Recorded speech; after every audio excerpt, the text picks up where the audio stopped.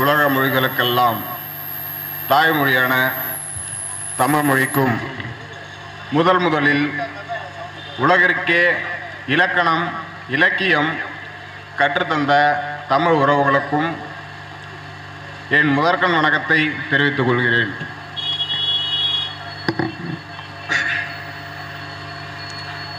தீவிரவாதி என தவறாக பெயர் சூட்டப்பட்ட முப்படைகளை கட்டி ஆண்ட ஒட்டுமொத்த தமிழ் மக்களின் தலைவர் மேதகு வே. பிரபாகரன் ஐயா அவர்களை வணங்கி எனது உரையை இனிதே தொடங்குகிறேன். திமுக திராவிட முன்னேற்ற கழகம் இப்படி சொல்வதை விட திருடர்கள் முன்னேற்ற கழகம் அல்லது கொள்ளையர்கள் முன்னேற்ற கழகம் என்று சொன்னால்தான் நம் மக்களுக்கு எளிதாக புரியும். இன்று நமது ஐயா மு.க. ஸ்டாலின் அவர்களின் பிறந்த நாள். அவர்களுக்கு ஒரு வாழ்த்துக்களை கூறி அவர்கள் படைத்த சாதனைகளையும் தற்போது ஒன்றொன்றாக சொல்ல கடந்த 20 வருடங்களாக இருந்த ஒட்டுமொத்த தமிழ்நாட்டின் மீதான கடனை இரட்டிப்பாக்கியிருக்கிறார். இதுவே பெரிய சாதனை தானே. கைத்தட்டுங்கள். இதை கேட்டுவிட்டு 200 ரூபாய் ஊபிஸ். பல பேர் கடன் அதிகமாக இருந்தால் நாடு வளர்ந்து விட்டது என்று அர்த்தமில்லை என்று நாம் சொன்னால், ஜிடிபி பொருளாதாரத்தில் இந்தியாவிலேயே நமது ஸ்டேட் தான் 2வது உள்ளது. அப்படி இருக்க கடன் இருக்கத்தான் செய்யும் என்று சமாளித்துக் கொள்வார்கள். அப்படி என்றால் ஒரு சிலர்லாம் என்னிடம் அமெரிக்காவை உலகத்திலே அமெரிக்கா தான் அதிக கடன்களை உள்ளது, அப்போது அது வளர்ந்த நாடு இல்லையா என்றெல்லாம் கேட்பார்கள். அப்படி கேட்கும் 200 ரூபாய் ஊபிஸ்க்கெல்லாம் கேட்டுக்கொள்கிறேன். நீங்கள் அப்படி சொல்லிவிட்டு அமெரிக்கா ஜிஹெச் இல்லை ஸ்கூலு அதெல்லாம் நீங்கள் நேரில் போய் பார்க்க தேவையில்ல, ஜஸ்ட் வீடியோவில் பாருங்கள். அதை பார்த்துட்டு அப்படியே உங்களுக்கு பக்கத்தில் இருக்க ஜிஹெச் ஸ்கூலு அதை பாருங்கள்.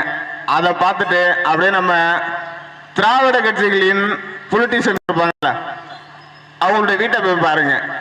அதுக்கப்புறம் நீங்கள் பேச மாட்டீங்க. அப்படியே பேசுறீங்க அப்படின்னா உங்களை மாற்றவே முடியாது.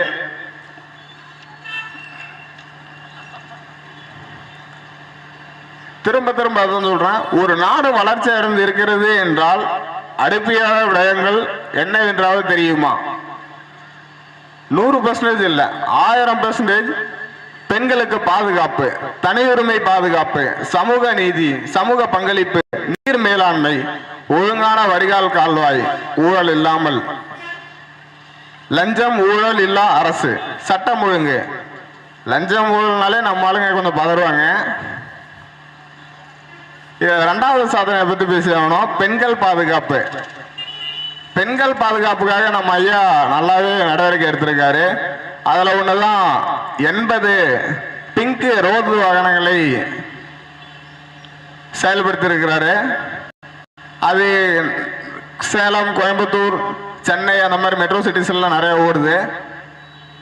அப்படி இருந்தும் இவ்வளோ நடவடிக்கை நம்ம ஐயா எடுத்தும் போக்சோ கேசஸ் 24,200 மற்றும் இது ஃபைலான கேஸுங்க. இது இல்லாம பல கேஸுங்க இருக்கு. முன் கேஸ் கொடுத்தது மட்டும் இவ்வளோ. இவர் என்ன அரசு என்ன நடவடிக்கை எடுக்கிறாருன்னு ஒன்றும் புரியல. அடுத்ததாக சட்ட ஒழுங்கு. நமக்கு ஒரு பிரச்சனை என்றால் முதலில் காவல்துறையிடம்தான் தெய்வமாக நினைத்து செல்வோம். அப்படிப்பட்ட தெய்வங்களில் ஒரு சில மிருகமும் இருக்கத்தான் செய்கிறது. அப்ப இருந்ததுக்கு சாட்சி பல நாமளே பார்த்து கொண்டே இருக்கிறோம், பார்த்தும் இருக்கிறோம். நாம் வலைவலிகளில் பார்த்திருப்போம்.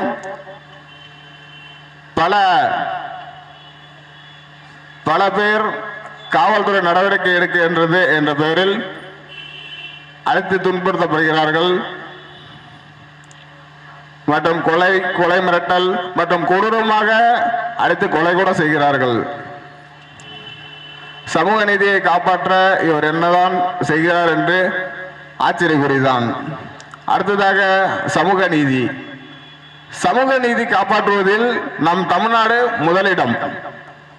இந்த விடயத்தில் நமது ஸ்டாலின் ஐயா பெரும் பங்கு உள்ளது. ஏனென்றால் குடிநீர் தொட்டியில் மலம் கலப்பது, கோவிலுக்கு செல்லக்கூடாது என்ற தரம் கெட்ட வேலைகள் நடக்காமல் பார்த்துக் கொள்கிறது இந்த அரசு. முக்கியமாக அரசு சார்ந்த துறைகளிலேயே எந்த ஒரு தீண்டாமை நிகழ்வுகளும் நடக்கவில்லை. முக்கியமாக சத்துணவு கூடத்தில், பள்ளிக்கூடத்தில் எந்த ஒரு தாழ்த்தப்பட்ட சமூகத்தை சார்ந்தவரும் பாதிப்புப்படவில்லை. மற்றும் அரசு பேருந்து டிப்போகளிலும் சாதிய தீண்டாமை இல்லையே இல்லை. அப்படியே நடந்தாலும் நமது அரசு துரிதமாக செயல்பட்டு அதை மூடி மறைக்க பல நடவடிக்கை எடுக்கும். அப்படியே நடவடிக்கை எடுத்தாலும், வெளியே அந்த மெசேஜ் வந்தாலும் நடவடிக்கை எடுப்பது போல் பெயருக்கு ஏற்றார் போல் மாடம் செட் செய்யாது, ஒருபோதும் காலம் கடத்தாது. உடனே யார் என்று கண்டே விழித்து நீதிமன்றம் தண்டனை வழங்கிவிடுவார். நான் என்ன சொல்ல வருகிறேன் என்று உங்களுக்கு புரிந்திருக்கும் என நான் சொன்னதை அனைத்தும் அப்படியே மாற்றாக எடுத்துக்கொள்ளுங்கள். அதை தான் நான் இப்படி சொன்னேன். அவர்கள் செய்த சிறப்பு மற்றும் சாதனைகளில் இதுவும் ஒன்று. இவ்வளவு பிரச்சனை நடந்திருக்கு அவங்க ஆட்சிக்கு வந்த 5 வருஷத்துல. இன்னும் 5 வருஷம் 10 வருஷமும் நம்ம திராவிட கட்சிக்கே ஓட்டு போட்டு இருந்தோம் அப்படின்னா நம்ம நிலைமை மோசமாயிட்டே போகும்.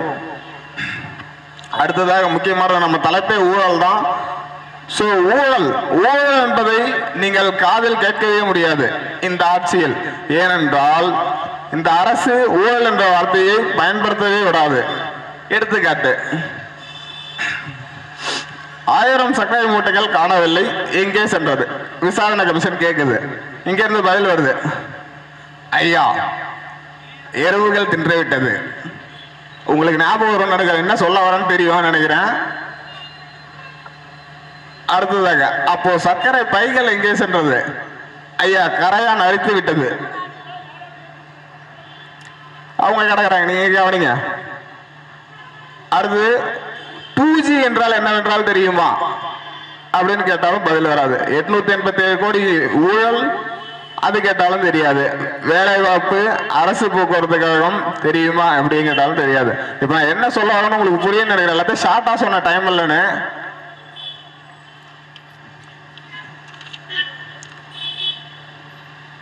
இப்போது மாற்றம் வேண்டும் என்றால் கண்டிப்பாக திராவிட கட்சிகளை மாற்றாக நாம் தமிழர் கட்சி மட்டும்தான் இருக்கிறது. எனவே நாம் தமிழர் கட்சி வாக்களியுங்கள், மாற்றத்தை உருவாக்குவோம். நாம் தமிழர்.